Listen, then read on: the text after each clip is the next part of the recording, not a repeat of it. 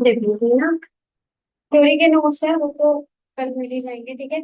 उसमें इसमें भी कुछ थ्योरी के नोट्स कवर अप हो रहे हैं, ठीक है। देखो, तो इस तरीके का क्वेश्चन पेपर आता है। क्वेश्चन पेपर का मतलब एक्चुअली में क्या है, बाकी सब चीजें तो हमने समझ ली है, पर एग्जैक्टली क्वेश्चन पेपर आता कैसे है, क्वेश्चंस कैसे होते हैं, कितने होते हैं, आपको कितने अटेम्प्ट करने होते हैं, कितनी देर का पेपर होता है, वो इस चीजों से क्लियर हो जाएगा। सबसे पहले ये दिसंबर 2024 का हमने उठाया है, यहाँ से शुरुआत करते हैं। तो ये आपका जो BCOC 131 का एग्जाम होता है वो 3 घंटे का होता है, 100 नंबर का होता है। पूरे क्वेश्चंस जो दिए होते हैं वो 8 या 9 तक क्वेश्चंस दिए होते हैं, ठीक है। अप्रोक्सीमेट आपको हाफ पेपर करना होता है, यानी केवल 5 अटेम्प्ट करने हैं, कोई भी 4, 3 या 5 छोड़ सकते हो। तो मतलब टॉपिक सारे आते हैं, जैसे आप अब आप अपने बेस्ट तैयार करो, इसका मतलब ये है कि आप अपने बेस्ट तैयार करो। टॉपिक ब्रांच का भी आएगा क्वेश्चन, क्वेश्चन डेप्रिसिएशन का भी होगा, क्वेश्चन फाइनल अकाउंट का भी होगा, क्वेश्चन थ्योरी भी होंगे, न्यूमेरिकल भी होंगे। तो अपने बेस्ट 5 करने हैं आपको। तो अगर कोई टॉपिक आपको ऐसा लग रहा है कि जिसमें हमने ज्यादा माथापच्ची नहीं करी है, तुम्हारी ज्यादा तैयारी नहीं है, तो उसके क्वेश्चन को छोड़ने का चॉइस आपके पास है, क्योंकि कोई ना कोई 4 तो छोड़ने पड़ेंगे ना। तो उनमें से वो 4 छोड़ सकते हो जिसका आपने लेस तैयारी की। तो मतलब कुछ ऐसे क्वेश्चंस है जो ज्यादा रिपीटेडली आते हैं, उसकी तैयारी ज्यादा अच्छे से कर लीजिए। थ्योरी का क्वेश्चन जो आते हैं, थ्योरी के ज्यादा आ रहे हैं, मतलब चॉइस में होते हैं कि अगर आप 5 थ्योरी ही अटेम्प्ट कर लो और न्यूमेरिकल एक भी ना करो तो भी चलेगा। उससे भी आप अपना एग्जाम क्लियर कर सकते हो अच्छे नंबर से, खाली थ्योरी भी ला सकते हो। पर थ्योरी में फिर आपको लिखने के लिए सारा मैटर, कितना पेज भरना है, सब तैयार मतलब पता होना चाहिए। तो सेम इसमें भी यही है। टोटल क्वेश्चन इसमें दिए गए हैं 9, न्यूमेरिकल भी है बीच बीच में और थ्योरेटिकल भी है। 9 क्वेश्चंस दिए गए हैं, किसी क्वेश्चन के दो दो पार्ट दिए, तो वो अपनी वेटेज के हिसाब से, ठीक है। हर क्वेश्चन इक्वल मार्क्स का है, 20 मार्क्स का ये क्वेश्चन है। 100 नंबर का पेपर है, आपको कोई भी एनी 5 अटेम्प्ट करना है। अभी तक जो BC2 वालों का अकाउंट्स आता था, ओल्ड वाला सिलेबस, उसमें तो ये था कि पहला क्वेश्चन कंपलसरी होता था। तो आप इंस्ट्रक्शन में ना नोट पे पढ़ लेना, हो सकता है वो इस बार से ये वाली चीज भी कर दे। तो क्या लिखा होगा, नोट जरूर पढ़ लेना, ये जो नोट लिखा होता है। यहाँ पे लिख रहा है अटेम्प्ट एनी 5 क्वेश्चन, तो ठीक है। कभी ये लिख दें कि attempt any 5 question and question number 1 is compulsory, तो इसका मतलब 1 तो करना ही है, रेस्ट ऑफ दी क्वेश्चन में से 4 अटेम्प्ट करने। आप पहले वाले को छोड़ दो, ये चॉइस आपके पास नहीं है उस केस में। तो ये ध्यान से पढ़ लेना, कोई भी 5 कर दें ऐसा नहीं, पहला वाला फिर करना ही पड़ेगा। तो आप नोट जरूर ध्यान से पढ़ लीजिएगा। अच्छा, हर क्वेश्चन 20 मार्क्स का है। तो अगर एक क्वेश्चन में पूरा एक थ्योरी है, सिर्फ एक ही क्वेश्चन है, तो इसका मतलब उसको भाग में पूरा बनाया होगा, पार्ट में बनाया होगा कि डेफिनेशन भी बताओ, फीचर भी बताओ, और बेनिफिट्स भी बताओ, इस तरीके का क्वेश्चन होगा। और उसका 20 मार्क्स होगा। तो मार्क्स बटे होंगे, 5 नंबर का ये, 10 नंबर का ये, इस तरीके से, ठीक है। और अगर 2 पार्ट दिए होंगे या 3 पार्ट दिए होंगे तो 20 को डिवाइड किया होगा। तो आपको उस हिसाब से लेंथ भरनी है। 20 मार्क्स के मतलब उसमें आपको तोड़ तोड़ के मार्क्स देना है ना। अगर 5 नंबर का डेफिनेशन है तो डेफिनेशन एक पेज या आधे पेज, पौने पेज पे आना चाहिए, ठीक है। अगर उसकी फीचर्स या कैरेक्टरिस्टिक्स है या एडवांटेजेस या डिसएडवांटेजेस है तो पॉइंट्स में जाएंगे। तो 5-6 पॉइंट्स जाएंगे, 2 पेज भरना चाहिए उसको। तो उसके बाद फिर एक और पॉइंट दिया तो फिर मतलब 3 से 4 पेज भरने चाहिए, अगर आपका 20 मार्क्स में आता है तो। अगर आपका क्वेश्चन 10 मार्क्स में है तो 2 या 3 पेज भी चले, ठीक है। अब ये वही है कि 20 मार्क्स का है पहला क्वेश्चन, लेकिन ए और बी में डिवाइडेड है, तो 10 और 10 का डिवीजन इन्होंने डाला है। सबसे पहले क्या कहता है, what is the mean by double entry system. आप डबल एंट्री बुक कीपिंग या डबल एंट्री सिस्टम को कैसे एक्सप्लेन करोगे बताओ, और एक्सप्लेन करो उसके एडवांटेजेस। 5+5 देने का मतलब है कि पहला वाला 5 नंबर का, दूसरा वाला 5 नंबर का। एडवांटेजेस 5 मार्क्स की है तो 4 या 5 एडवांटेजेस के पॉइंट लिख दे, तभी 5 मार्क्स मिलेंगे, उसके 5 में से मिलेंगे। और डबल एंट्री सिस्टम को समझाना है, कम से कम 1 या 1.25 पेज चला जाना चाहिए पूरा फिलअप करने में। एक पेज तो मिनिमम चला ही जाना चाहिए। तो what is mean by double entry book keeping system. आप उसमें मैंने बोला था कि आप क्या ट्रिक अपनाया करो अपने थ्योरी के क्वेश्चन को डिजाइन करने के लिए। आप 3 चीजों का इस्तेमाल किया करो जबरदस्ती। एक तो पैराग्राफ लिखा करो थोड़ा सा, उसके बाद वो जो मतलब फ्लो चार्ट का मैंने बोला आपको आइडिया दिया, वो बनाया करो, क्योंकि वो डायग्राम या फ्लो चार्ट ऐड होने की वजह से आपके लेंथ बढ़ जाती है आंसर की। और वो देखने में भी, चेक करने वाले को, पर्सन को, वो ठीक लगता है देखने में भी। तीसरा पॉइंट जरूर ऐड करो जहां ऐड हो सकते हैं।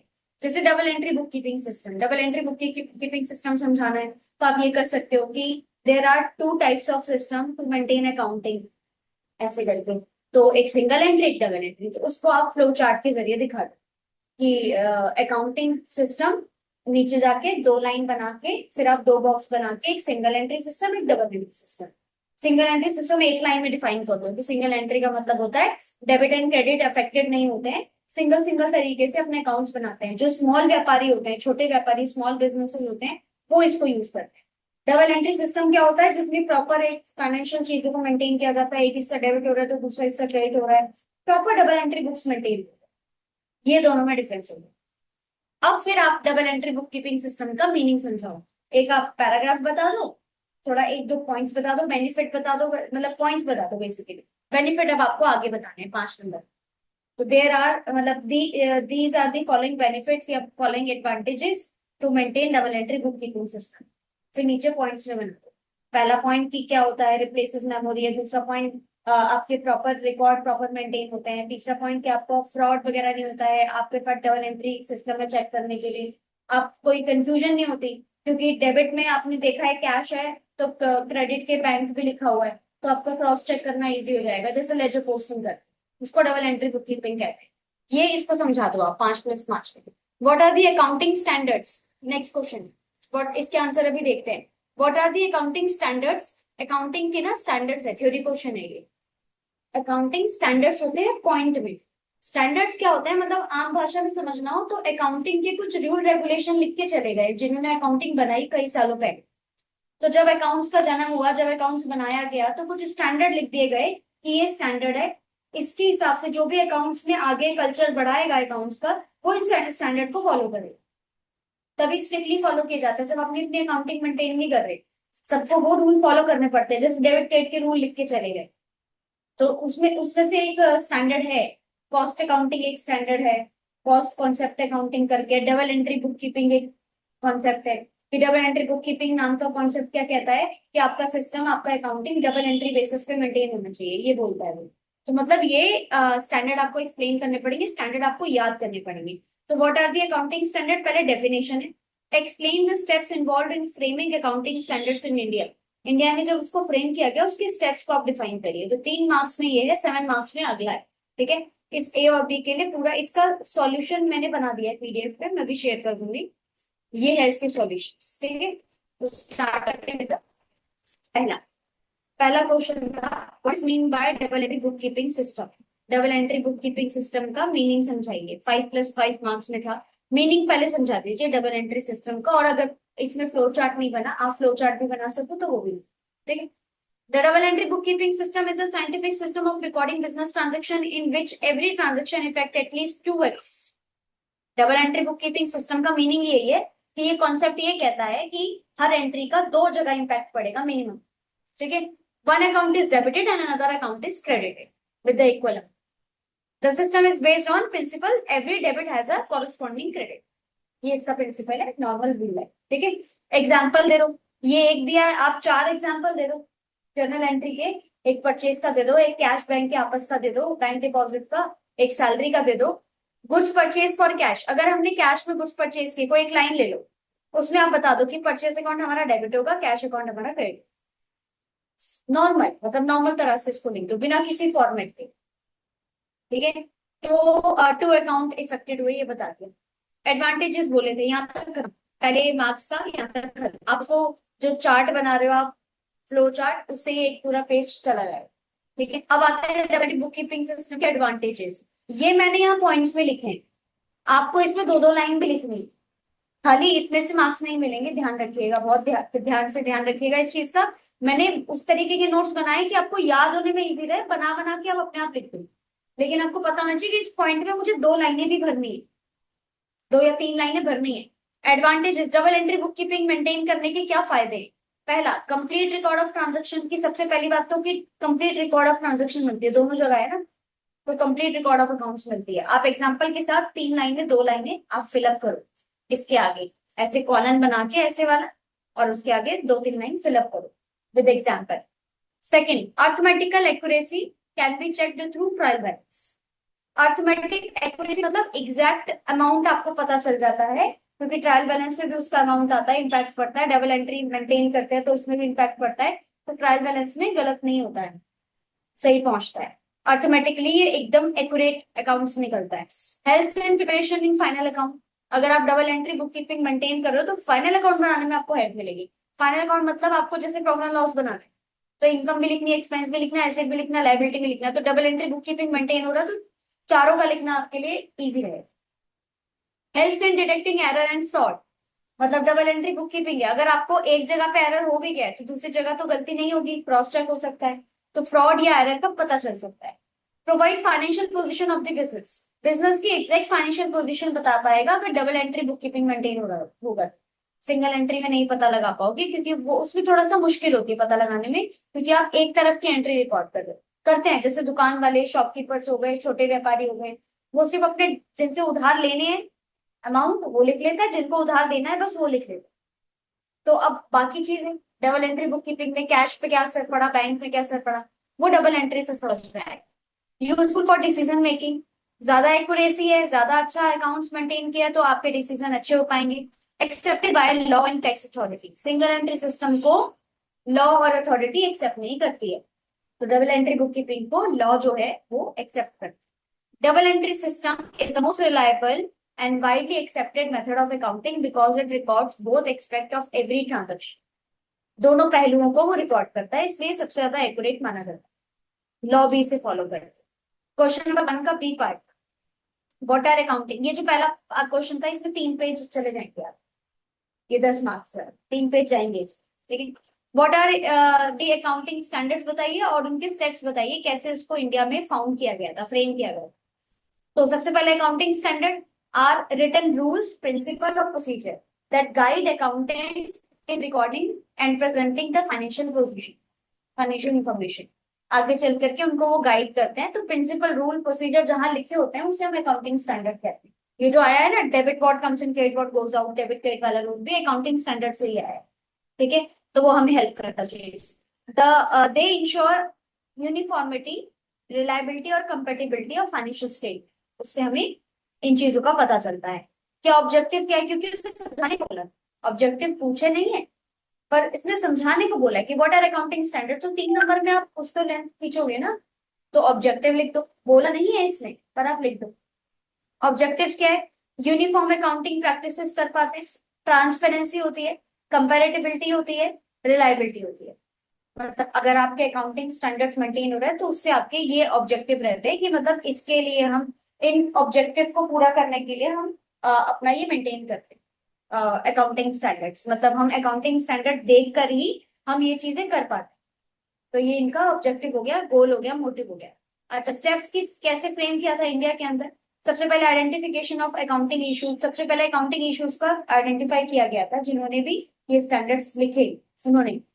फिर स्टडी किया था इन्होंने एएसबी में, अकाउंटिंग स्टैंडर्ड बोर्ड में, इसको पहुंचाया, उसमें अपनी बात समझाई उन बोर्ड को, मतलब एक पूरी अथॉरिटी है उसको समझाया।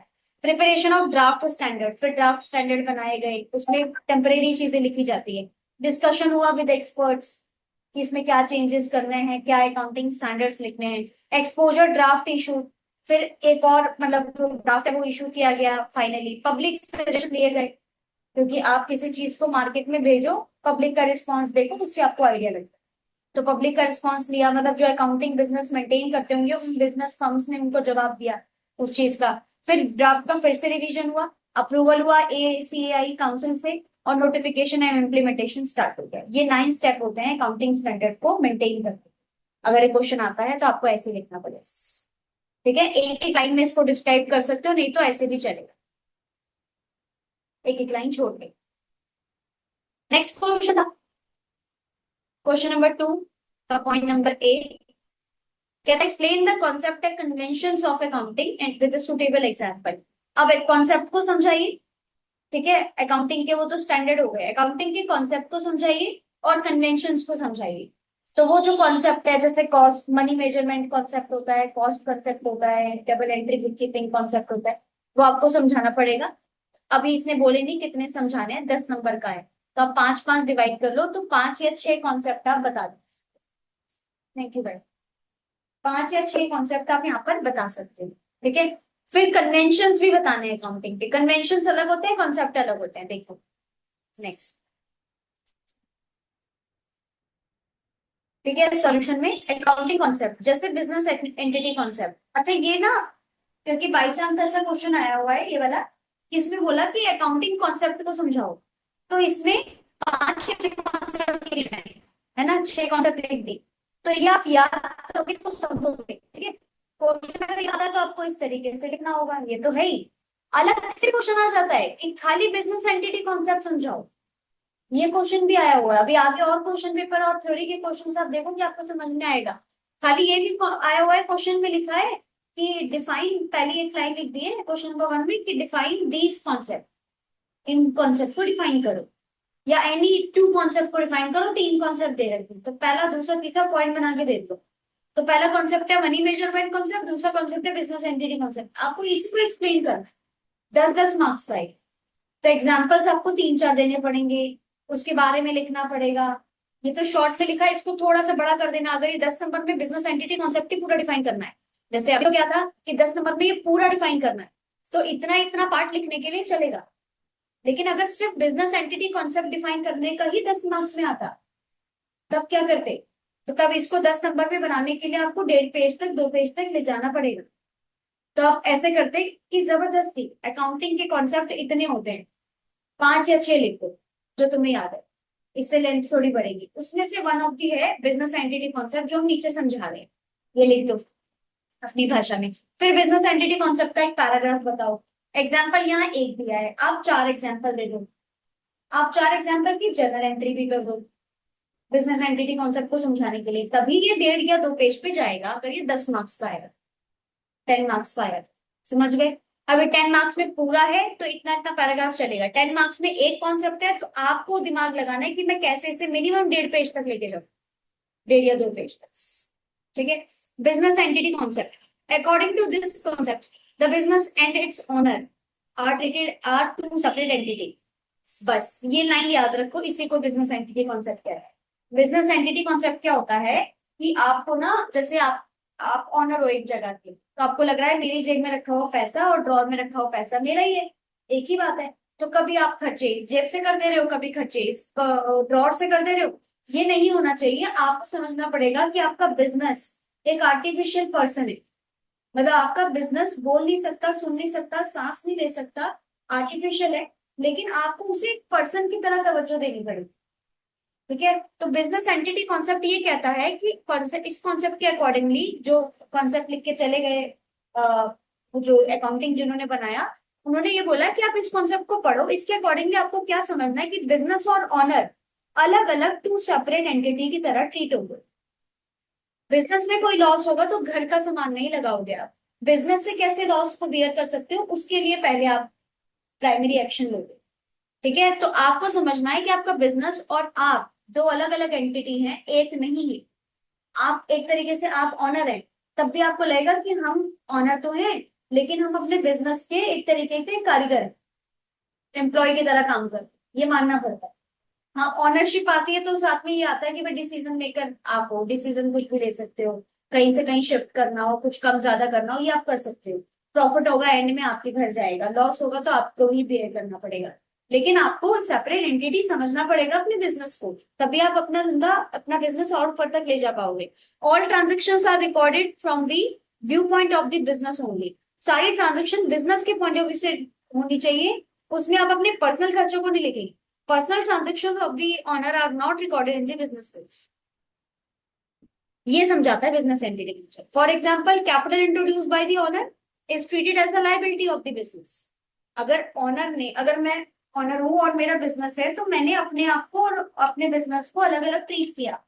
इसका मतलब ये हुआ कि जैसे मैंने कैपिटल, मतलब घर में जो मेरा जमा पूंजी था वो मैंने बिजनेस पे लगाया, तो बकायदा मैं बिजनेस पे एंट्री कर रही हूँ कि ये पैसा कहीं और से आया, बिजनेस के बाहर से आया, मेरे घर से आया, मतलब बिजनेस के बाहर से आया है।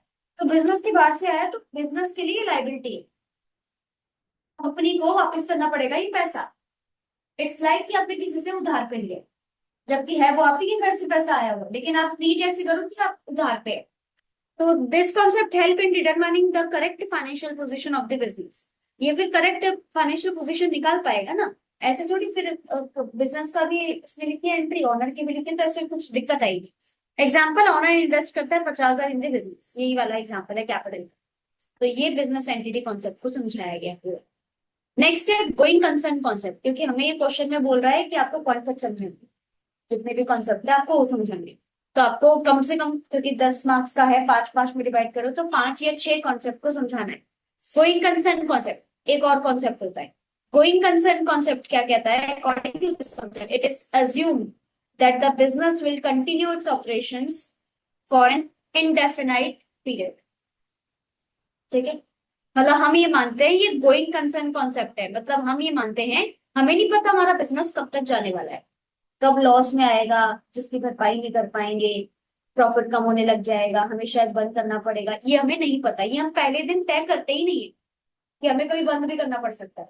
तो हम बिजनेस को जब ओपन करते हैं और जब हम स्टार्ट करते हैं या हम बिजनेस को चला रहे हैं, तो हम इसी मुद्दे से, इसी भाव से चला रहे हैं कि हम इसे लॉन्ग टर्म तक चलाएंगे, इनफाइनाइट टाइम तक। इनफाइनाइट टाइम तक चलाएंगे जिसमें हमने कोई एंड नहीं डिसाइड किया है। तो ये 2020 में स्टार्ट किया है तो 2056 में खत्म भी हो जाएगा, ऐसे हमने डिसाइड नहीं किया। तो इसे कहते हैं गोइंग कंसर्न कॉन्सेप्ट, कि अकाउंटिंग में बता दिया गया है कि आप अपने बिजनेस को, अपने अकाउंटिंग को इस सोच से मेंटेन करो। बाद में क्या होना है वो एक अलग केस है, पर आप उस सोच से मेंटेन करो। It is assume that the business will continue its operations for an indefinite period. The business is not expected to close down in the near future, मतलब बिजनेस ने डिसाइड नहीं किया कि फ्यूचर में वो क्लोज कर सकता है।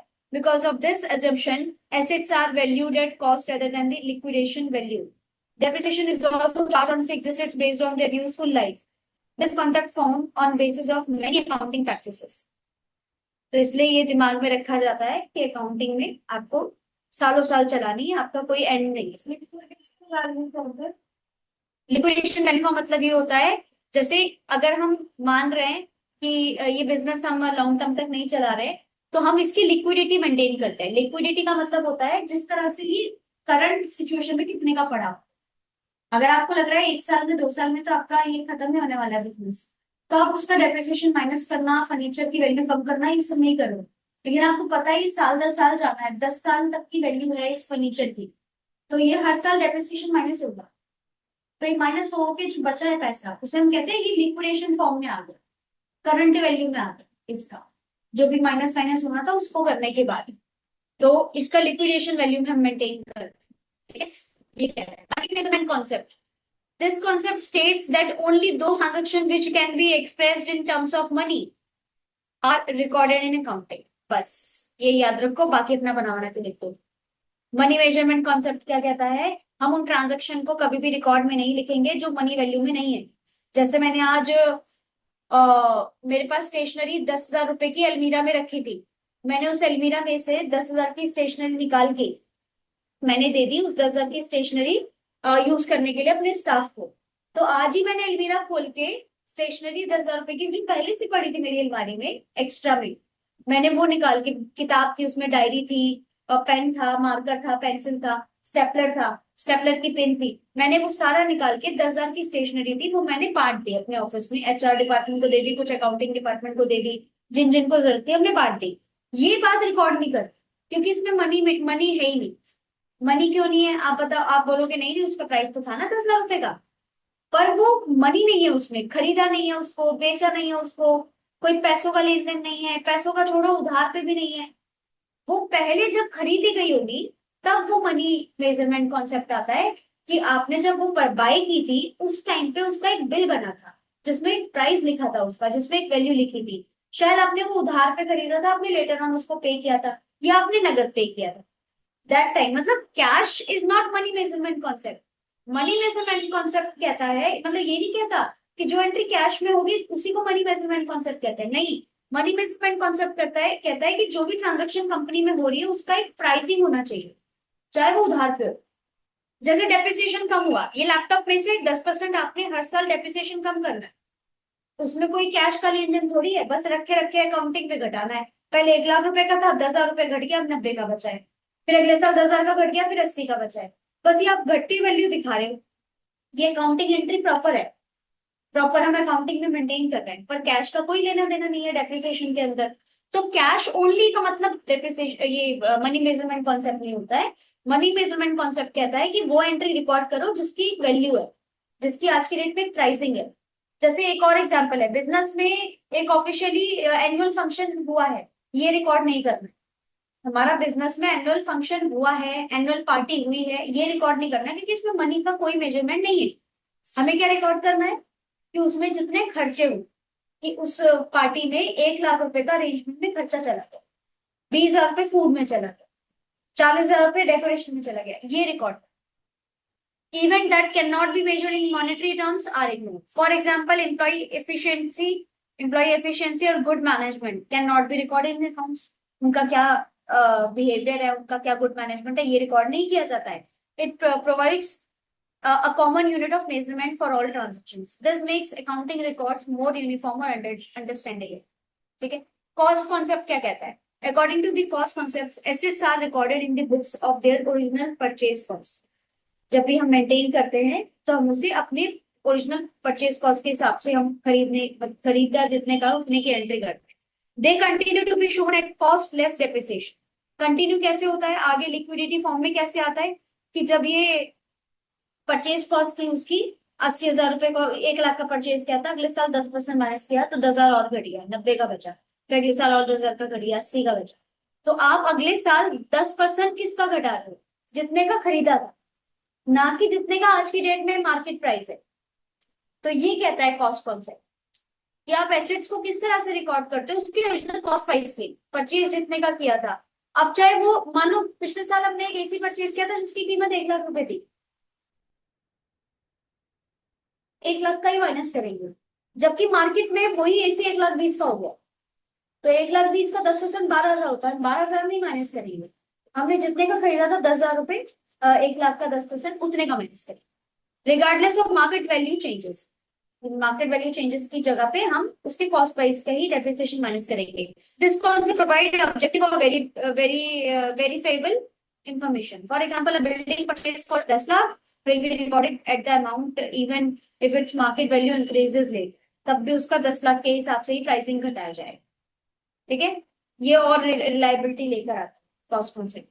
Dual aspect concept, double entry system, इसको ड्यूल एस्पेक्ट कॉन्सेप्ट भी कहते हैं। The dual aspect concept states that every business transaction has two effect.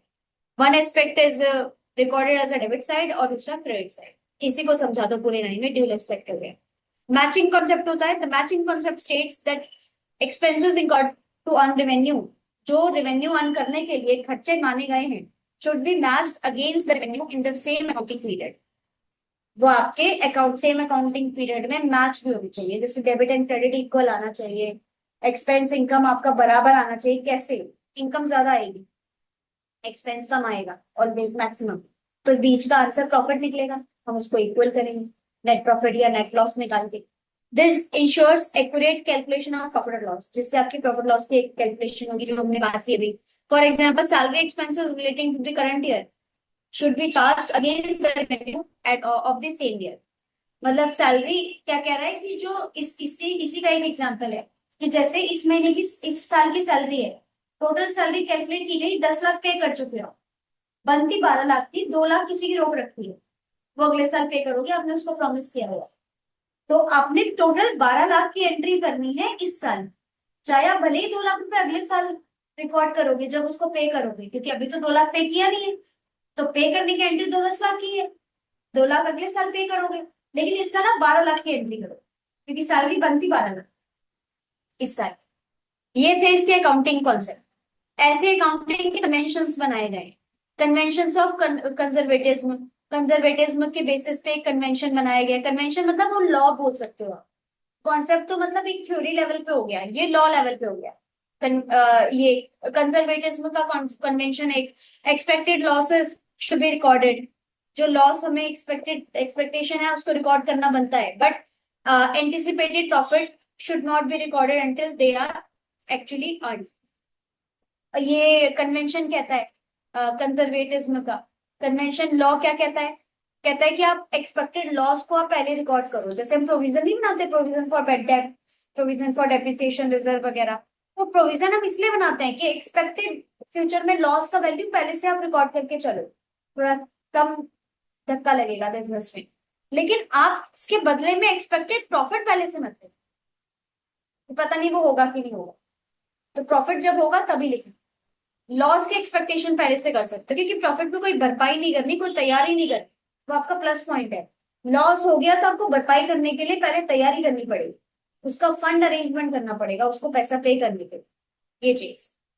Convention of consistency, consistency करने का law. The same accounting method and principle should be followed year after year for meaningful comparison, ठीक है। Convention of full disclosure, all important information relating to the business must be disclose in the financial statement, proper तरह से close होनी चाहिए हर साल।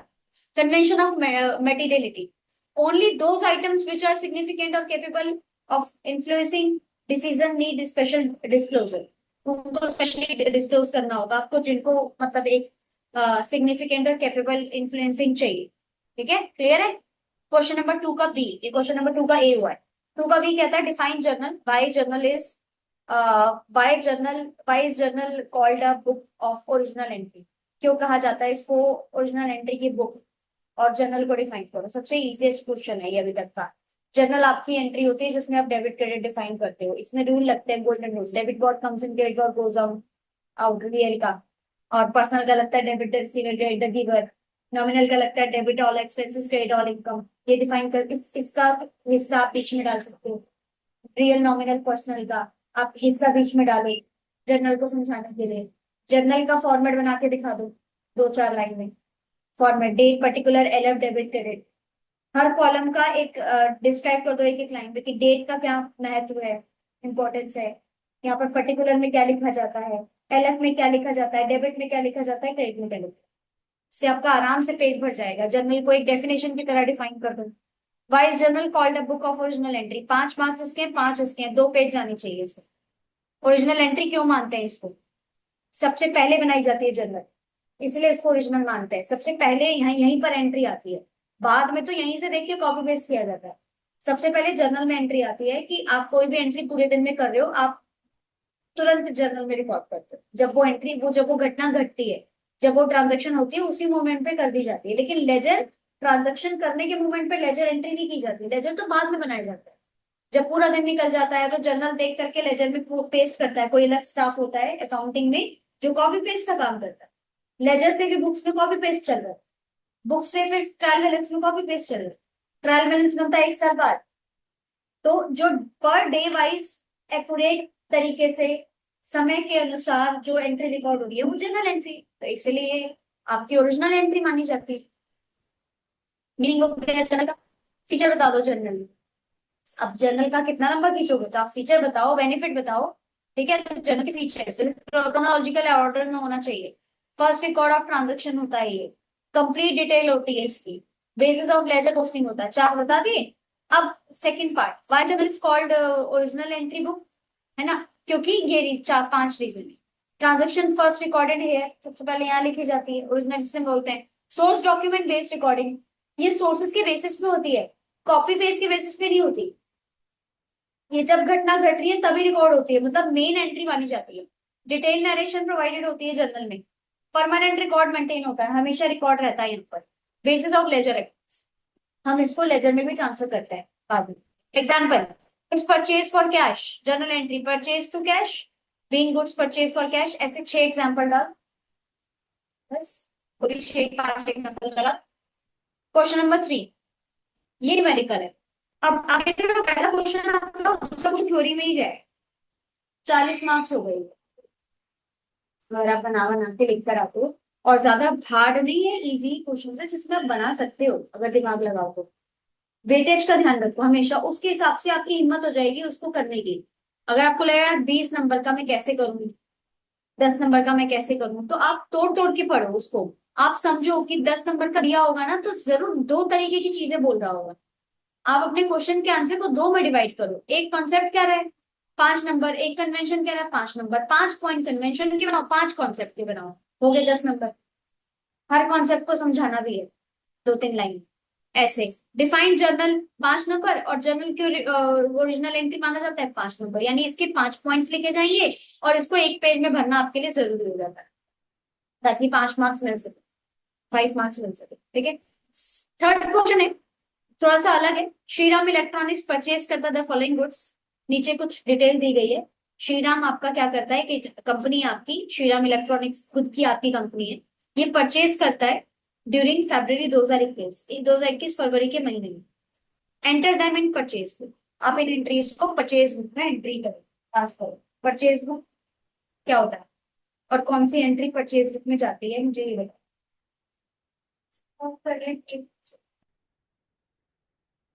क्या करेंगे? स्टॉक मतलब स्टॉक। करेक्ट। तो पहले आपको क्लियर होना चाहिए वो कॉन्सेप्ट, परचेज बुक कहाँ से आ गया ये वर्ड। सब्सिडरी बुक्स का कॉन्सेप्ट होता है, सब डिवीजन ऑफ बुक्स कहते हैं। इस पे आपकी 6 नंबर की ब्लॉक है पूरी, छठी नंबर की ब्लॉक पढ़ना। ब्लॉक नंबर 2 में 6 नंबर का चैप्टर है, यूनिट नंबर 6 है। तो यूनिट नंबर 6 पढ़ोगे उसमें आपको मिल जाएगा ये। उसमें क्या है यूनिट नंबर 6 में, कि आपके 8 किताबें होती है, 8 बुक्स होती है। Purchase book, sale book, purchase and book, sale and book, bills payable book, bill receivable book, cash book और जनरल प्रॉफिट बुक। उन 6 में से ये परचेज का क्वेश्चन है, ये सेल का भी आ सकता है। ठीक है, ये परचेज रिटर्न का भी आ सकता है, ये सेल रिटर्न का भी आ सकता है। तो क्वेश्चन को आराम से करना है। ये परचेज बुक है, इसका ना तो लेजर वाला फॉर्मेट चलेगा ना जर्नल वाला फॉर्मेट चलेगा, ये अलग फॉर्मेट है परचेज बुक। इसका ऐसा होता है डीआरएस जैसा, तो ऐसे लॉन्ग में और इधर कॉलम। हाँ ऐसा कुछ है। तो इसमें होता है डेट का कॉलम, अगर दिया है डेट तो आएगा, डेट का कॉलम आएगा, पर्टिकुलर आएगा, इनवॉइस नंबर आएगा, एलएफ आएगा, फिर अमाउंट आएगा और रिमार्क्स होता है। अब उस अमाउंट को डिवाइड कर सकते हो, अगर क्वेश्चन में वैट दिया हुआ है या जीएसटी दिया हुआ है तो एक वैट जीएसटी का भी कॉलम है। अगर इसमें कैलकुलेशन ऐसी हो रही है कि बार बार वैट लगाना पड़ रहा है, डिस्काउंट लगाना पड़ रहा है, तो एक अमाउंट बनेगा, एक फाइनल अमाउंट बनेगा। एक अमाउंट में आप लिख सकते हो जीएसटी में, तब था नहीं क्वेश्चन में। हाँ अब इसमें वैट या जीएसटी भी डाल दो। तो ये क्वेश्चन है 20 मार्क्स में, सोचो। और इतना इजीएस्ट क्वेश्चन है ये, अभी तक का सबसे इजीएस्ट क्वेश्चन है। इसके फ्री के 20 मार्क्स है आपके पास। 3 एंट्री है टोटल 2021 में, फरवरी 3 की एंट्री है, फरवरी 7 की एंट्री है, फरवरी 15 खत्म। 3 ही ट्रांजेक्शन। और बिल्कुल छोटे बच्चों प्लस माइनस करना वो सब खत्म। ठीक है, मार्क्स किस चीज के हैं? मार्क्स है फॉर्मेट के, प्रॉपर इसके फॉर्मेट के मार्क्स हैं। फॉर्मेट के हैं, आप एंट्री कैसे करते हो उसके मार्क्स हैं, कैलकुलेशन के मार्क्स हैं, टोटल के मार्क्स। तो ये चला जाएगा आपका, आपका ये है तो 3 एंट्री, लेकिन पूरा एक सिंगल पेज आपका जाएगा या 1.5 पेज चला जाएगा। ठीक है, क्योंकि लिखना पड़ेगा ना उसमें। तो इजी है। फरवरी 3 में बॉट करता है कृष्णा इलेक्ट्रॉनिक्स से, हम करते हैं कृष्णा इलेक्ट्रॉनिक्स से परचेज। क्या परचेज करते हैं? 100 रेडियो सेट्स 150 पर कॉस्ट के हिसाब से। टोटल कितना हो गया? तो के बाद ट्रेड डिस्काउंट 10% माइनस करो। अब अमाउंट बताओ।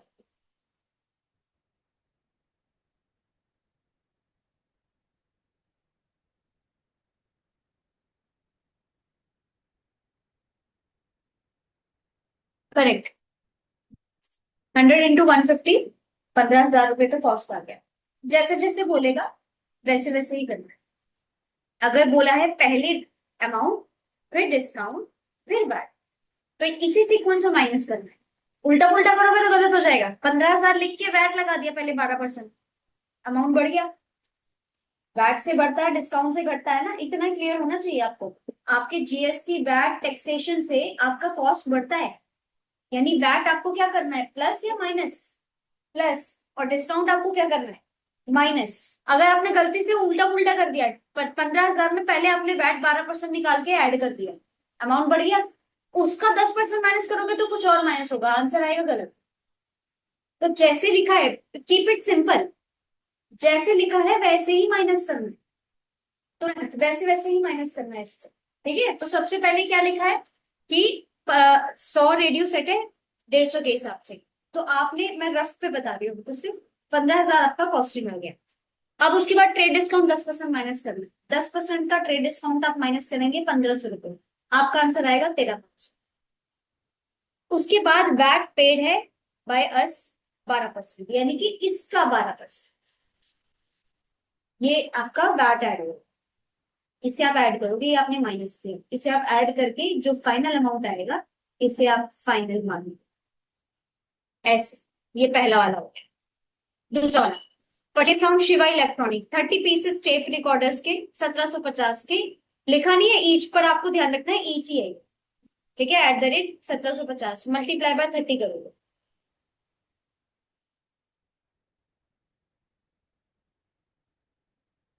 1750 मल्टीप्लाई बाय 30, 1750 मल्टीप्लाई बाय 30, 52,500, इसका अमाउंट आता है 52,500। फिर क्या कहता है, फिर कहता है ट्रेड डिस्काउंट 20% माइनस कर, पहले ट्रेड डिस्काउंट है फिर पैकिंग चार्ज है, तो पहले 20% माइनस होगा।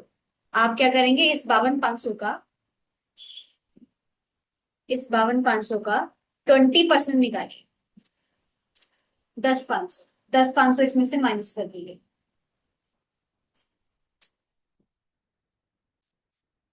42,000। आंसर आ गया, अभी फिलहाल सब टोटल आ गया।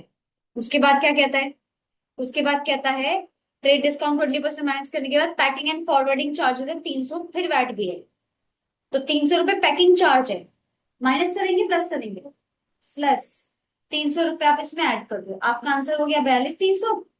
ठीक है, 42,300 के बाद 42,300 का 8% निकालिए, जो आंसर निकला लास्ट में, यानी कि 42,300 का 8%, 33,84। अब ये क्या करेंगे, आप वैट ऐड करेंगे प्लस करेंगे, अब यही हमसे अगर मिस्टेक हो जाती है प्लस माइनस में, तो फिर आंसर बनता है, उसके मार्क्स कर जाए। कैलकुलेटर अलाउड है, स्टडी सेंटर पे डिपेंड करता है, कुछ स्टडी सेंटर में अलाउ करते हैं, कुछ में नहीं अलाउ, बट देख लेना लीजा, मना करेंगे तो हटा दें। 3384 में आप ऐड करिए यही 42,300, आपका आंसर आता है फाइनल 45,684। ये आपका फाइनल आंसर है। आपके दो फाइनल आ चुके हैं, पहला फाइनल, दूसरा फाइनल, सेम तीसरा वाला। इसे फॉर्मेट में प्रॉपर तरह से फॉर्मेट में करना पड़ता है। फॉर्मेट इसका कैसे बनता है मैं थोड़ा सा बता देती हूँ, क्योंकि ये क्वेश्चन कई बार आ चुका है, आपको थोड़ा सा बनाना पड़ेगा। देखो, सिंपल है, पहले डेट का कॉलम है, फिर पर्टिकुलर है, फिर आपका इनवॉइस नंबर है, फिर सीरियल नंबर है, ये कॉमन है। ठीक है, मतलब ये इतना तो चाहिए चाहिए ना, डेट हो गया, पर्टिकुलर्स हो गया, ठीक है, फिर आपका इनवॉइस नंबर, इनवॉइस नंबर अगर क्वेश्चन में दिया तो ठीक है, नहीं तो कॉलम बनाना ही है, और एलएफ, एलएफ दिया नहीं होता फिर भी हम कॉलम बनाते हैं। ठीक है, उसके बाद हम बनाते हैं एक अमाउंट नॉर्मल, जिसमें हम कैलकुलेशन कर रहे हैं बार बार, एक अमाउंट का कॉलम बना लो, रुपीज का कॉलम बना लो। ठीक है, फिर आप एक कॉलम बना लो अपने सब टोटल का, सब टोटल है, फिर आप बनाओ वैट, जो फाइनल सब टोटल बन रहा है ना बार बार, ये ऐड लेस करके एक सब टोटल बन रहा है आपका, जैसे ये बन रहा है, ये सब टोटल है, फिर जाके वैट ऐड हो रहा है लास्ट में, वैट तीनों एंट्री में, तो वैट का कॉलम बनेगा, और बनेगा फिर फाइनल टोटल, डिस्काउंट का सब इसी में अमाउंट जाएगा, पैकिंग चार्जेस वगैरह सब इसी में जाएगा, डिस्काउंट पैकिंग चार्ज वैट सबके कॉलम बनाओगे तो लंबा हो गया, है ना, तो हम क्या करते हैं, हम सिर्फ और सिर्फ मेन कॉलम बनाते हैं, वैट का कॉलम बनेगा, और बाकी अमाउंट सब टोटल से काम चलाएंगे। इनवॉइस नंबर को पतला रखिए क्योंकि इसका कोई यूज नहीं है, एलएफ का पतला रखिए, इसका कुछ ऐसा यूज नहीं है, अमाउंट को थोड़ा बड़ा करिए, सब टोटल को थोड़ा और बड़ा करिए, और वैट आ जाएगा अमाउंट में, और ये टोटल फाइनल बड़ा, अगर दिया होगा, अगर दिया होगा जीएसटी दिया तो फिर जीएसटी बन, ये बिल्कुल आपके पेज के लेफ्ट एज से राइट एज तक पूरा बनता है ना, साइड में लाइंस नहीं है, ये याद रखना। अब ये क्या है, परचेज बुक है ना, किसकी किताब में है ये परचेज बुक, जो क्वेश्चन में दिया गया है, श्रीराम इलेक्ट्रॉनिक्स करके, ये, ठीक है, तो श्रीराम इलेक्ट्रॉनिक्स करके नाम है, उसी के नाम से माना जाएगा। तो हम क्या करेंगे, हम ऊपर लिखेंगे यहाँ पर,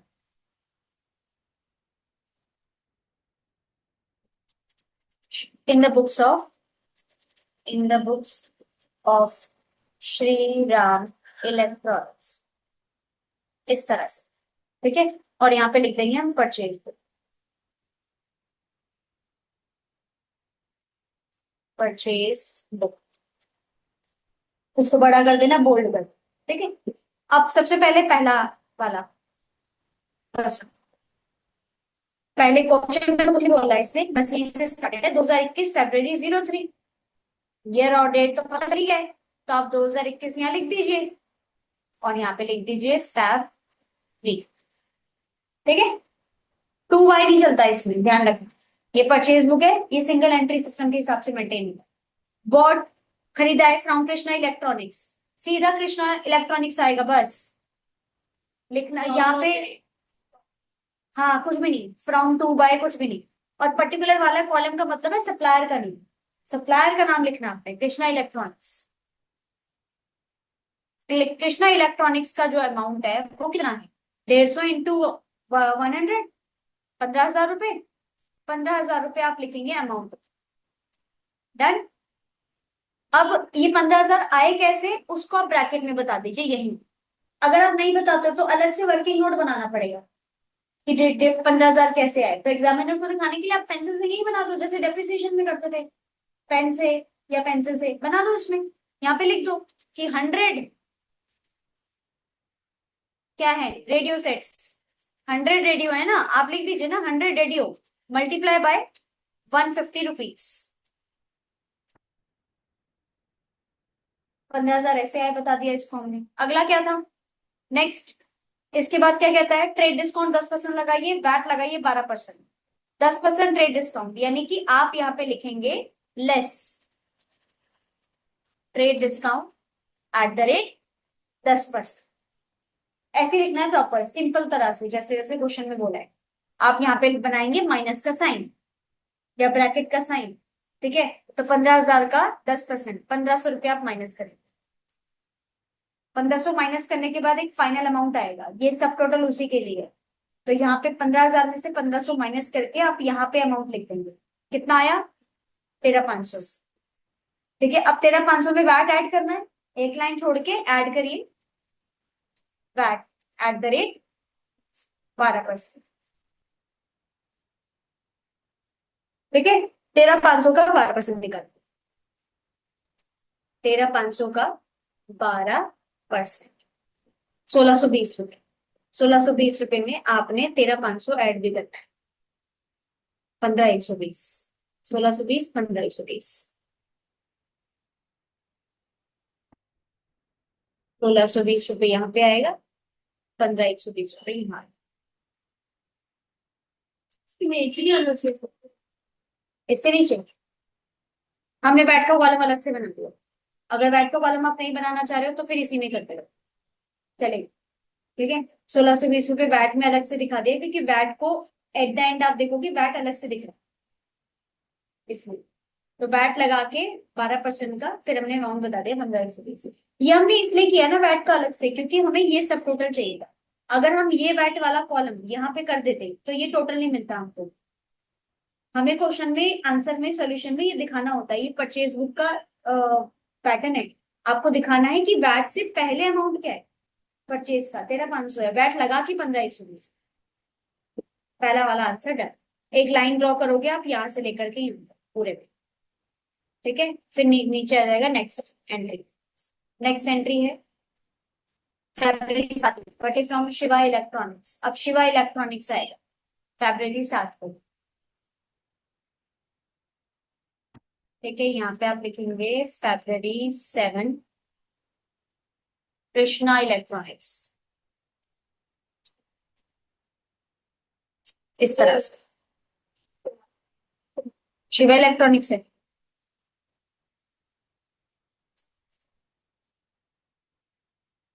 ठीक है, अब इसमें भी आप ब्रैकेट बना के वो लिखोगे जो जो इसने बोला है। Shiva electronics 30 pieces multiply by 1,750 रुपए। ठीक है, और 30 पीसेस टेप रिकॉर्डर्स के हैं, तो आप इसमें लिखेंगे 30 टेप रिकॉर्डर्स मल्टीप्लाई बाय 1,750। 1,750 इससे आप मल्टीप्लाई कर देंगे, इसका आंसर लिखेंगे आप यहाँ पे। ठीक है, जो कि आया था मल्टीप्लाई करने के बाद हमारा 52,500। ठीक है, नेक्स्ट क्या बोला ये, ट्रेड डिस्काउंट 20%, पैकिंग चार्जेस 300 रुपए। ट्रेड डिस्काउंट 20% माइनस करना, सेम काम करना है आपने, यहाँ पे लेस बनाना ऊपर की तरह। Trade discount at the rate 20% less करना है। 20% जो है इसका वो आ रहा है 10,500। ठीक है, तो आपने 10,500 को माइनस करना है, लेस का साइन बनाइए, 10,500 लिखिए। अब ये जो माइनस करके जो भी वैल्यू आएगी उसका भी देखना है, अभी उसका सब टोटल में लिखना है अमाउंट। फिर एक और चार्ज लगेगा, उसे भी लिखना है। जैसे अब 52,500 माइनस करने के बाद आपका आंसर आ रहा है 42,000 रुपये, 42,000। 42,000 आप यहाँ पे लिखिए सब टोटल में। आगे आंसर। अब आपको इसमें ऐड भी करना है वो जो पैकिंग चार्जेस थे, packing and forwarding charges 300 rupees. आप यहाँ पे पैकिंग फॉरवर्डिंग चार्जेस जो है वो ऐड करें, 300 रुपीज चलेगा यही अमाउंट। यहाँ तो बस सब टोटल है, अमाउंट यही चलेगा 300। 300 ऐड करने के बाद वापस से 42,300 लिखोगे, क्योंकि ये अमाउंट लेना जरूरी फाइनल वाला जिसका परसेंटेज निकलेगा वैट का। ठीक है, तो 42,300 एक बेस अमाउंट देना जरूरी है। अब 8% वैट है, तो वैट 8% इसका निकलेगा ना कि इसका। तो इसलिए 42,300 हमने उसका सब टोटल दे दिया। अब हम यहाँ पे लिखेंगे add VAT at the rate 8%, 8% of 42,300, ये आ रहा है आपका 3384। यहाँ पे लिखेंगे 3384 अलग से, और फिर आप फाइनल में अमाउंट लिख देंगे टोटल वाला फाइनल 45684, 45684। Okay, clear. टोटल लिखेंगे जो सब अमाउंट है और ये वेट का दोनों टोटल भी लिखेंगे। हाँ, तो हम टोटल कैसे कर रहे हैं, हम इस कॉलम का लास्ट अमाउंट से इस कॉलम का लास्ट अमाउंट को ऐड कर रहे हैं, ऐसा। बाकी ये अमाउंट कहाँ से आ रहा है, वो इन दोनों कॉलम से कैलकुलेट होके आ रहा है। ये अमाउंट कहाँ से आ रहा है, वो इन दोनों कॉलम से कैलकुलेट होके आ रहा है, ऐसे करते हैं। ठीक है ना। तो इसको आप वैसे भी आप पहले रफ में बना लो ज्यादा अच्छा है, क्योंकि रफ में आप लाइन बाय लाइन बनाते चले जाओगे फिर मैच करते रहो। ठीक है ना, ऐसे। नेक्स्ट आता है आपका लास्ट वाला, देखो क्या कहता है। सही है, थोड़ा थोड़ा थोड़ा चेंज है, बस थोड़ा ये ज्यादा कर दिया। और February 15 को परचेज किया राधा इलेक्ट्रॉनिक्स, यहाँ लिखेंगे Feb 15। अब की बार राधा इलेक्ट्रॉनिक्स क्या चीज है, MP3 प्लेयर है, 1350 20 pieces, 20 MP3 into 1350,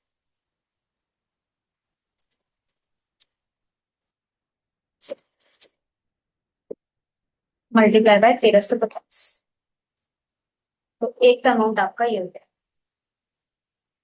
1350 multiply by 20 ना, 20 पीसेस मल्टीप्लाई बाय 20 पीसेस,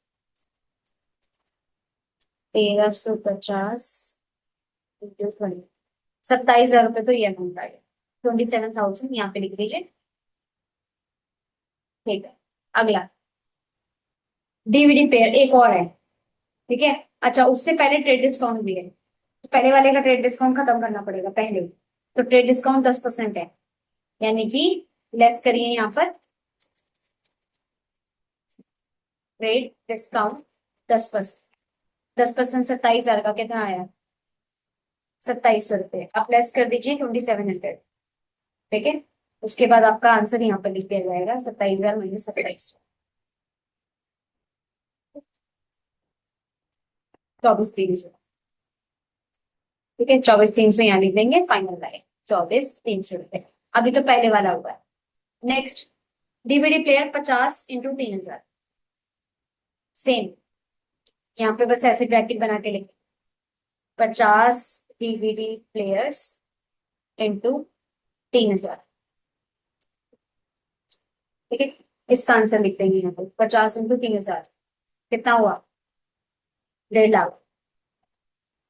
ठीक है, 15 और 4 0, 1.5 लाख रुपए इसका आंसर आ गया। अगला, पैकिंग चार्जेस 400 रुपए, इसका कोई डिस्काउंट नहीं है, बस पैकिंग चार्जेस है 400, ट्रांसपोर्ट चार्जेस है 5,000। ठीक है, तो ऐड करिए यहाँ पर फाइनल में, मतलब हाथों हाथ, पैकिंग चार्जेस, दूसरा कोई फॉरवर्डिंग चार्जेस है जो भी, वो भी हम ऐड करेंगे। ठीक है, एक का अमाउंट है 400 रुपए, एक का अमाउंट है 5,000 रुपए, 400 भी ऐड करिए, 5,000 भी ऐड करिए। अब जो टोटल है वो आएगा इस 24,300 का, उसमें ऐड करिए 1.5 लाख रुपए, उसमें ऐड करिए 400 रुपए, उसमें ऐड करिए 5,000 रुपए। ठीक है, इन सबको ऐड करना, फिर फाइनल में टोटल लिखो। और ये टोटल यहाँ नहीं आएगा 1.5 लाख वाला ये सब इन तीनों का बिल नीचे स्क्वायर। फिर इनका टोटल करना पड़ेगा, तो कैसे करोगे? फिर एक कॉलम और होना चाहिए, इसीलिए तो वो 24,300 इसलिए करना पड़ा क्योंकि इसमें से माइनस करना था। इसकी वैल्यू कहाँ लिखोगे? क्योंकि एक्चुअली में ये बोला जा रहा है, आप पैटर्न देखो। पैटर्न क्या चल रहा है कि आपको इसी का टोटल यहीं पर लिखने की परमिशन नहीं, बराबर वाले में लिखना है। अगर कुछ कैलकुलेट हुआ है तो मान लो अगर ये लाइन नहीं होती तो मैं 15,000 ऐसे ही रहने देती, यहाँ नहीं उतारती, क्योंकि उसमें से माइनस करना पड़ा तो मुझे 13,500 यहाँ उतारना। ऐसे देखो 52,500, 52,500 यहाँ लिखा, 10,500 माइनस करना पड़ा तो 42 इधर गए, 300 ऐड करना पड़ा तो 42,300 इधर गए। अगर 300 नहीं ऐड करना पड़ता तो 42 एज इट इज रहता। अगर ये होता ही नहीं, ये सब होता ही नहीं, तो खाली 52,500 यही आता। ठीक है, ऐसे यहाँ पे 27,000 में डिस्काउंट नहीं होता तो 27,000 यही रहता। फिर 27,000 में हम 1.5 लाख जोड़ते, उसमें हम 400 जोड़ते, उसमें हम 5,000 जोड़ते, फिर फाइनल में लिखते। इसकी जरूरत ही नहीं थी ऊपर वाली, क्योंकि 2700 माइनस करना पड़ रहा है, इसलिए एक बार सब टोटल यहाँ लिखना पड़ेगा। नहीं, अगर मैं इसको भी इधर पहुंचा दूं 1.5 लाख, 400 5,000 को भी इधर पहुंचा दूं, अब इनका टोटल करने पर वैट लगेगा, तो इसका अमाउंट कहाँ जाएगा? सेम कॉलम पे टोटल लिखना नहीं है, इसलिए तो 24,300 यहाँ हो गया। अब क्या करना है, ये ले लो, ए बी सी डी, इन चारों को ऐड करना है टोटल, तब वैट लगेगा। तो आप क्या करेंगे, 24,300 प्लस करेंगे 1.5 लाख, प्लस करेंगे 5,400, 5,400 नीचे वाले, आपका आंसर आ रहा है 179,700, ये आप लिखोगे 179,700। अब इसका लगेगा VAT, add VAT at the rate जितना भी दिया है, वैट दिया हुआ, पैकिंग चार्जेस है, ट्रांसपोर्टेशन चार्जेस है, all expenses borne by the purchasing firm, done. VAT की जरूरत नहीं है, तो ये लाइन हटा दीजिए, 179,700 फाइनल में लिख दीजिए, 1,797। ठीक है, अब यहाँ पे एक टोटल और होता है लास्ट में।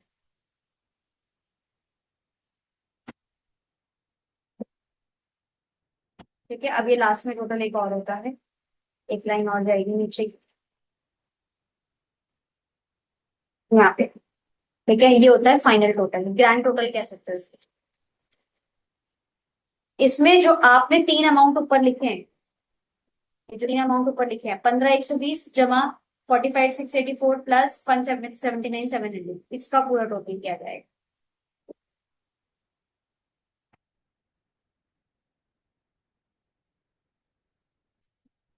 ये है आंसर, और यही है, ये मैंने बना के आपके बुकलेट में भी डाल दिया, तो बनाया ना आंसर, उसमें भी डाला हुआ, 240 540। ठीक है, ऐसे ही बनेगा। अगर ये सेल बुक होती तो सेल में भी ऐसे ही रहता, बस ऊपर सेल होती, ये डेटर के नाम चल रहे होते, कैलकुलेशन यही होता। अगर ये कॉन्सेप्ट चेंज होता, अगर ये परचेज रिटर्न बुक होती, हालांकि परचेज रिटर्न तो आता नहीं है, पर अगर ये परचेज रिटर्न बुक होती तो उल्टा हिसाब चलता। परचेज में क्या है, जैसे मैं मान लो कृष्णा इलेक्ट्रॉनिक से आपने परचेज किया था, लिखा होगा, फिर आपने परचेज रिटर्न दिखाना है, माइनस करना, वो बैलेंस दिखाना है, तो परचेज रिटर्न लेस करनी पड़ेगी आप, समझ गए? वो फिर परचेज रिटर्न के हिसाब से होगा। रिटर्न मतलब आपको आपको इनको वापस करना है, सामान माल वापस करना है, तो पैसा भी कटेगा, तो डिस्काउंट भी कटेगा, सब कुछ कटेगा, जैसे आया था सामान वैसे ही जाएगा, ऐसा। तो ये चीज है। ठीक है, तो इसमें इस तरह से था ये क्वेश्चन। इस क्वेश्चन का आंसर सॉल्यूशन का स्क्रीनशॉट मैंने यहाँ दे दिया है। ये क्वेश्चन चल रहा है, ये आपका आंसर चल रहा है, सेम मैंने एक्सेल में बना के यहाँ दे दिया, सेम है 15,120 4,5,684, और लास्ट में आपका ये आ गया 240,504। ऐसे ही बना इसको, याद कर लेना घर जाके भी एक बार। ठीक है, what do you mean adjustment? Adjustment समझाइए, what are the various adjustment usually necessary at the time of preparing final account. Adjustment का क्वेश्चन आ गया आपका फाइनल अकाउंट का, जिसमें ट्रेडिंग फाइनल बैलेंस शीट पढ़ा था आपने बनाना। तो बेसिकली क्या है, आपका क्वेश्चन पेपर है ना, आपके थ्योरी क्वेश्चन कितने हैं? पहले दो क्वेश्चन थ्योरी के हो गए, पहला भी दूसरा भी, चौथा क्वेश्चन फिर थ्योरी का, ठीक है, सिक्स क्वेश्चन फिर थ्योरी का, सेवन फिर थ्योरी का, तो 3 4 5 6 लास्ट वाला, मतलब 6 क्वेश्चन तो थ्योरी के, उसमें से 5 करना है आपने। अगर न्यूमेरिकल एक भी टच ना करो, खाली थ्योरी थ्योरी पे ध्यान दे दो, आपका थ्योरी मजबूत हो जाए, आपको बनाने की टेक्निक आ जाए, आपको लिखने की टेक्निक आ जाए, तो आप खाली थ्योरी के बेसिस पे अच्छे मार्क्स ला सकते हो, न्यूमेरिकल की जरूरत ही नहीं पड़ेगी।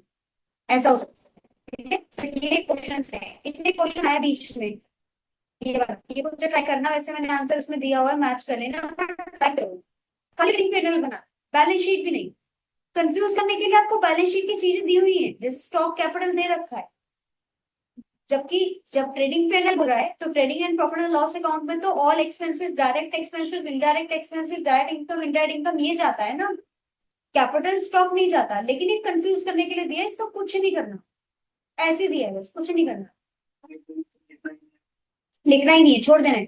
सिर्फ आपको अपने अपने टर्म्स ढूंढने हैं, परचेज आएगा, सेल आएगा, डायरेक्ट एक्सपेंस डायरेक्ट इनकम में, सेल रिटर्न आएगा, परचेज रिटर्न आएगा, कैश इन हैंड आएगा, कैश इन हैंड नहीं आएगा, कैश इन हैंड नहीं आएगा, वो बैलेंस शीट में जाता है, डिस्काउंट आएगा, सैलरी आएगा, क्रेडिटर नहीं आएगा, बिल पेबल नहीं आएगा, कमीशन आएगा, डिस्काउंट आएगा, इंश्योरेंस आएगा, कैरेज आएगा, कैरेज ऑन सेल आएगा, कैरेज ऊपर ट्रेडिंग में आएगा, कैरेज ऑन सेल नीचे पीएनएल में आएगा, वेजेस आएगा ऊपर ट्रेडिंग में, डेप्रिसिएशन नीचे आएगा, जनरल एक्सपेंस आएगा, एडवर्टीजमेंट एक्सपेंस आएगा।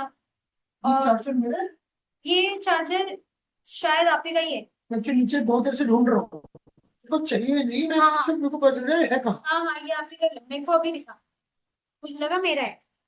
कोई बात नहीं, 32 के पता चलता है आपको। ठीक है, तो ट्रैवलिंग एक्सपेंस है, बिल्डिंग ऑन लीज है, बिल्डिंग ऑन लीज आएगा, नहीं आएगा, बिल्डिंग ऑन लीज नहीं आएगा, क्योंकि अगेन बन जाता है एसेट्स के अंदर। स्टॉक एट द एंड आएगा, क्योंकि वो क्लोजिंग स्टॉक में जाता है, क्रेडिट। हाँ, ले ली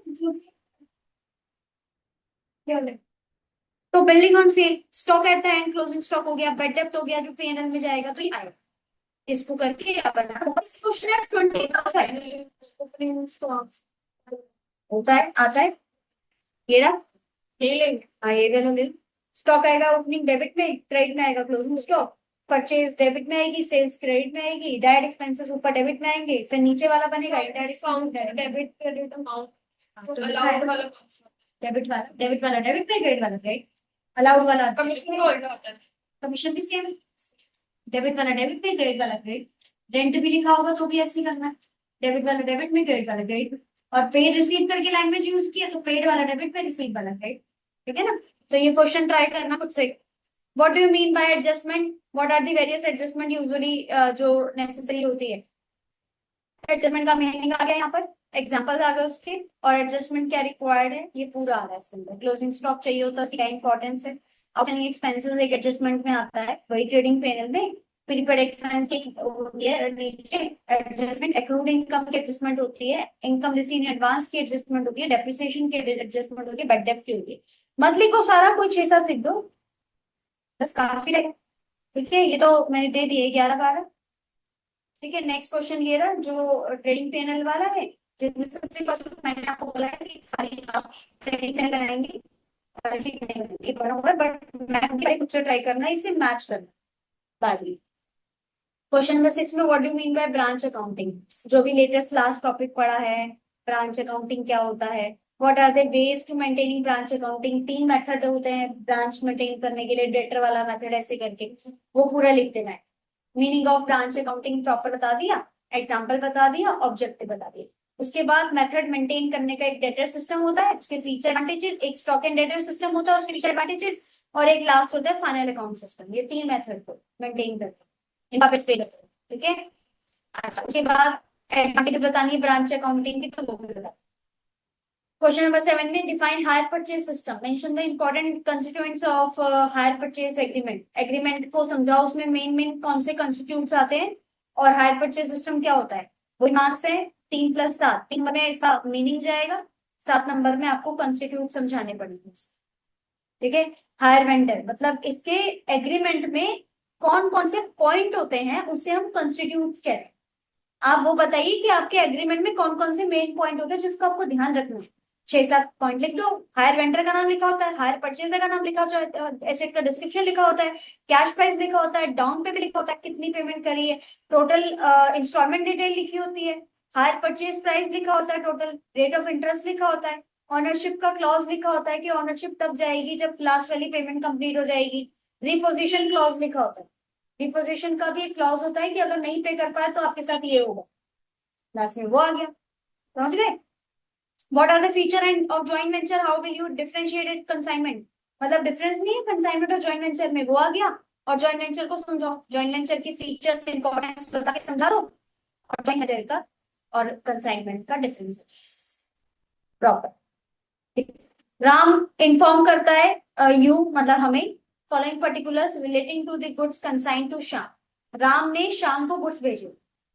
इजीएस्ट क्वेश्चन आया है और ये 20 मार्क्स में सबसे इजी क्वेश्चन है, कुछ नहीं है।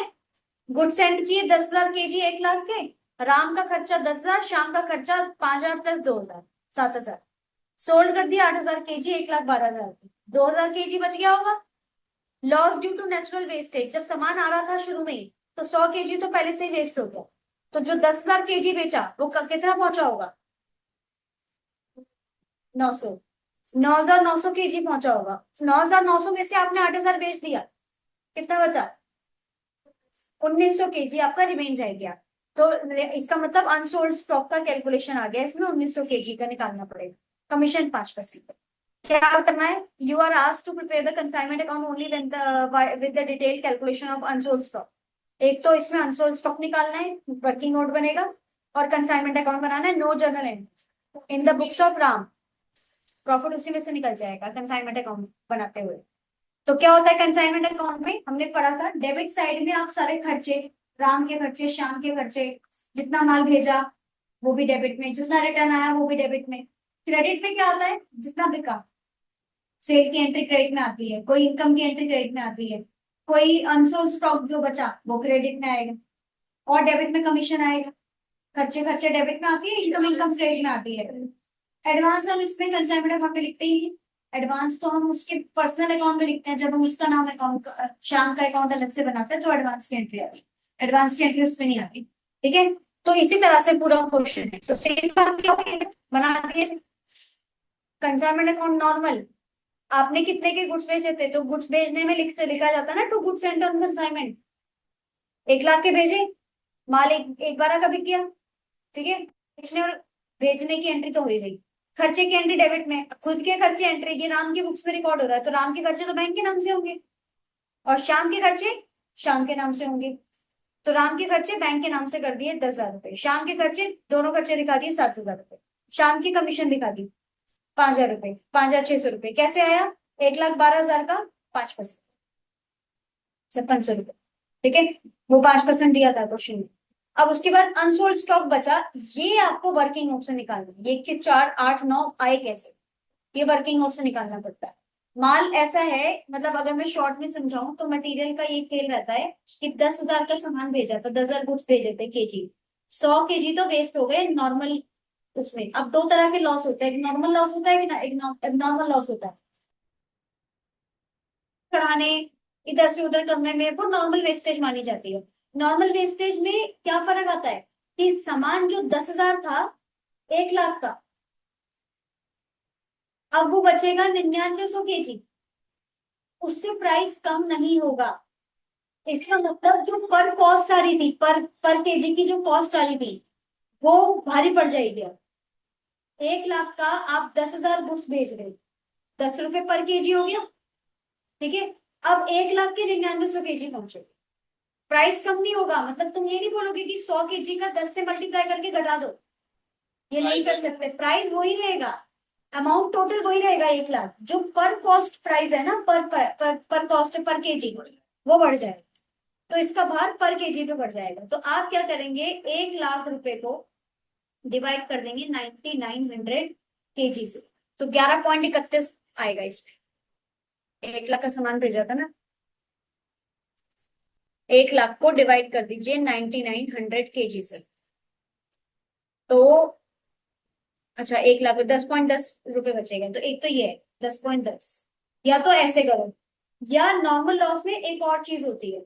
नॉर्मल लॉस के वेस्टेज में क्या होता है, जो खर्चे किए होते हैं उतारने चढ़ाने वाले, क्योंकि ये लॉस कैसे हुआ, नॉर्मल लॉस कैसे हुआ, लोडिंग अनलोडिंग, लोडिंग अनलोडिंग तक के जितने खर्चे वो उसका भार भी इस पे पड़ेगा, वो प्रोपोर्शनेट भी आएगा उतने 100 kg। तो कैसे आएगा कि मतलब हमें पर की कॉस्ट निकालनी है, पर केजी की कॉस्ट निकालनी है। तो पर केजी की कॉस्ट कैसे निकालेंगे कि आपने जो 1 लाख रुपए का सामान था, 1 लाख रुपए का सामान था आपका, उसमें आप ऐड करो वो जो खर्चे थे, 10,000 रुपए के जो राम के खर्चे थे वो राम के प्लेस से ही हो गए होंगे ना, मतलब लोडिंग का लोडिंग का खर्चा होगा वो 10,000 रुपए, और यहाँ पहुंचाने के इसके खर्चे भी है। ये देखो, फ्रेट एंड इंश्योरेंस और सेलिंग, तो सेलिंग तो सेल वाला हो गया, वो तो नॉर्मल लॉस में नहीं गया, लेकिन वो 2,000 रुपए जाएगा। 2,000 रुपए भी ऐड करोगे, आपको पता होना चाहिए कौन से खर्चे ऐड करने हैं। सेलिंग मत कर देना गलती से। सेलिंग खर्चा तो आप सिचुएशन देखो, सेल कब हुआ सामान, जब सारा कॉस्ट प्राइस वगैरह सेल प्राइस जोड़ लिया गया, सेल तो आखिरी में हुआ, तो सेलिंग कॉस्ट 5,000 देगा राम शाम को, लेकिन वो तो आखिरी की खर्चे, वो नॉर्मल लॉस में ट्रीट नहीं होंगे। ये 2,000 नॉर्मल लॉस में ट्रीट होगा, फ्रेट है ना, किराया, किराया और इंश्योरेंस ऐड होगा। तो ये कितना हो गया, 1,12,000। यानी कि इस 10,000 kg का जो प्राइस था वो 1,12 था, यानी कि 99 100 जो बचा उसका भी प्राइस 1,12 ही हो गया, है ना। तो हम क्या करेंगे, ये बताएंगे इसको कि जो 1,12,000 है ना, ये पूरे पूरे 99 100 kg का है। तो आपकी एक कॉस्ट निकल करके आई 11.31। आपके पास कितना स्टॉक बचा था लास्ट में, 1,900 kg। अब आपके पास कॉस्ट आ गई, 1,900 को मल्टीप्लाई कर दीजिए, 11.31, ये आपका 21,489 अनसोल्ड स्टॉक का प्राइस बचा। इसका वर्किंग नोट मैंने बना रखा है, इसके नीचे ये वर्किंग नोट है। सबसे पहले आपको अनसोल्ड स्टॉक का कैलकुलेशन करना है। तो जो गुड्स भेजे थे वो 10,000 kg थे, 100 kg बर्बाद हो गए, 99 100 kg बचे, पहले तो ये समझ में आना चाहिए आपको। उसके बाद टोटल कॉस्ट ऑफ गुड्स निकालो। टोटल कॉस्ट ऑफ गुड्स कैसे, 99 100 का भी कॉस्ट 1 लाख ही हुआ ना, उसका प्रोपोर्शनेट ऐड करोगे राम के खर्चे फ्रेट के खर्चे, तो 1,12,000, यानी कि 99 100 kg का खर्चा, किराया भाड़ा लोडिंग अनलोडिंग सब मिला के 1,12,000 आ गया। तो आप पर केजी का निकालो, 1,12,000 को 99 100 kg से डिवाइड करो, 1 kg का कॉस्ट आ गया 11.31 पैसा। अनसोल्ड स्टॉक कितना बचा आपका, 10,000 में से आपने स्टॉक नॉर्मल लॉस माइनस करा, 8,000 बेच दिए माइनस करा, आपके पास 1,900 kg बचे। 1,900 kg को मल्टीप्लाई 11.31 से करो, 21,489 आपके पास आंसर बचा। समझ गए, ये क्या लगाओगे, ये वर्किंग नोट साथ साथ बनेगा, क्योंकि वो पहले यहाँ लगेगा, फिर इसका टोटल होगा, फिर इसका टोटल इन टोटल में से माइनस होगा, तो ये जो आंसर आएगा ये कहलाएगा परफॉर्मेंस। ठीक है, तो ये कुछ क्वेश्चंस थे जिसके आंसर सॉल्यूशन के अंदर दिए हुए हैं। आपका ये पूरा क्वेश्चन पेपर मैंने दे दिया है, लास्ट क्वेश्चन और रह गया, 9th का ए और 9th का बी। एक एक ब्लॉक और है आपकी जो टैली के ऊपर है, उसमें बस थ्योरी थ्योरी है, प्रैक्टिकल कुछ भी नहीं। प्रैक्टिकल को ही थ्योरी तरह से बताया गया, स्टेप्स हो गया, टाइप्स हो गया, उससे रिलेटेड एक क्वेश्चन आता है, उसके उससे रिलेटेड मैक्सिमम क्वेश्चन ये रिपीट होता है। जैसे टैली को समझाओ, डिफाइन टैली करो, टैली में रिपोर्ट्स को डिफाइन करो। तो सबसे पहला question, difference between stock item, stock group और स्टॉक कैटेगरी, इन तीनों में डिफरेंस बताओ। स्टॉक आइटम मतलब जैसे मान लो ये पेन है, ये सेलो का पेन है, मान लो सेलो बॉल चलने वाला पेन है, इसकी ग्रिप भी लिखी होती है 0.3 0.5, ठीक है। और ये कैसा है, विद कैप वाला, कैप लगी हुई है इसमें। ये हुआ स्टॉक आइटम, जो इतना डिटेलिंग के साथ आता है, इसको आइटम कहते हैं। ठीक है, ग्रुप कैसे बनाते हैं, ग्रुप बना दिए, जैसे आपके पास पेन भी है, रजिस्टर का भी व्यापार है, आपके पास स्टेशनरी में तरह तरह के आइटम्स का व्यापार है, पेन हो गया, पेंसिल हो गया, शार्पनर हो गया, किताब हो गया, डायरी हो गया। आप इनके अलग अलग नाम के साथ ग्रुप बनाएंगे, जैसे एक पेन का ग्रुप होगा, एक पेंसिल का ग्रुप होगा, एक आपका शार्पनर का होगा, एक आपका रबड़ का होगा, इरेजर का होगा, इनको ग्रुप बोलते हैं। कैटेगरी जिसको बोलते हैं, एक अलग काइंड ऑफ डिफाइन करने के लिए ग्रुप ही हो गया, उसको कैटेगरी कहते हैं। जैसे आपको लग रहा है बहुत सारा माल सेलो का पड़ा है, सेलो नाम की एक कैटेगरी होती है। बहुत सारा माल आपके पास डॉम्स का पड़ा है, डॉम्स नाम की कैटेगरी। यही बात समझाई हुई है इसमें।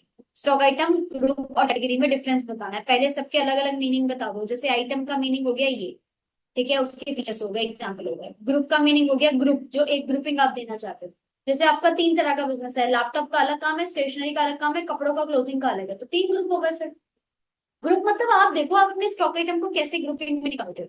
जैसे स्टॉक ग्रुप है, इसमें दे दिया कंप्यूटर, और आइटम का नाम क्या दे दिया, एक पेन ड्राइव, एक प्रिंटर, एक मोबाइल फोन, एक लैपटॉप, इस तरह से ये आइटम हो गया। अच्छा कैटेगरी क्या हो गया? कैटेगरी मतलब जैसे आप अलग से नाम देना चाहते हो, जैसे एचपी की कैटेगरी, सैमसंग की कैटेगरी, कैनन की category. Category always brand wise ले सकते हो, याद करने के लिए। डिफरेंस बता दो लास्ट में।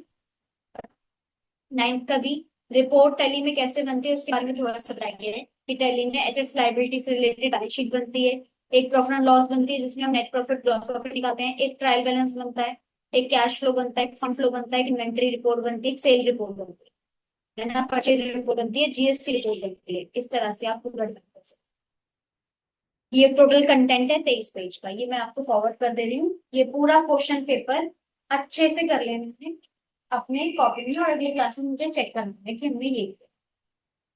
ठीक है, याद भी करना है, मतलब पूरी तैयारी खुद से करनी है। ये क्वेश्चन पेपर मैंने आपको दे दिया है, ऐसा ही क्वेश्चन पेपर आएगा, तो आपको क्लियर पहले से होना जरूरी है। तो आपको इसको क्वेश्चन पेपर को खुद से ट्राई करना है, पहले आंसर याद कर लेने हैं, फिर खुद से ट्राई करना है, मतलब पूरी तरह से क्वेश्चन पेपर खुद बना के अपने नोटबुक में, और फिर अगली क्लास में लेके आना है कल ही। आज ही का दिन है आपके पास,